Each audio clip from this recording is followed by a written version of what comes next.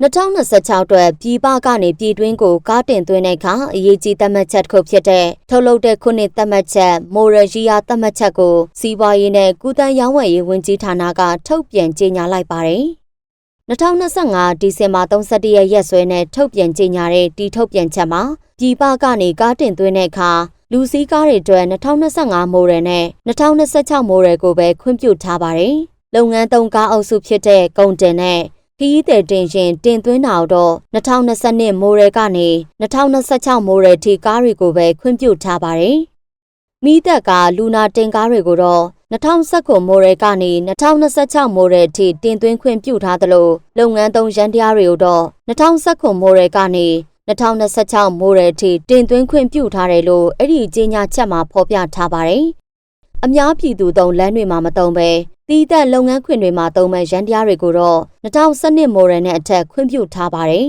။အခုကြေညာချက်ဟာပြီးခဲ့တဲ့နှစ်ကမိုဒယ်ရီယာသတ်မှတ်ချက်တိုင်းရောက်ရှိနှစ်အစဉ်အတိုင်းနှစ်ခုသတ်မှတ်ချက်တစ်ခုဖြစ်တယ်လို့မော်တော်ကားရောင်းဝယ်ရေးလုပ်ငန်းလုပ်ကိုင်သူတွေကပြောပါတယ်ရှင်။